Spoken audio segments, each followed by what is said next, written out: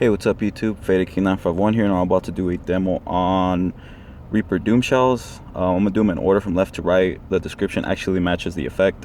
I'm gonna go purple peony, green glitter with crackling, and then what is this last one? Color peony with crackling. Alright, then let me get to the ignition. There's the first shell.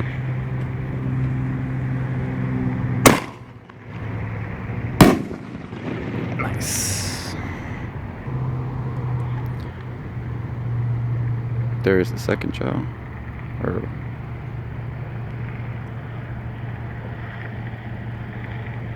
me see what's going on. Alright, there we go, second shell.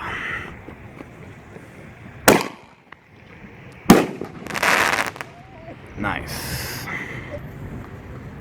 And here's the last shell.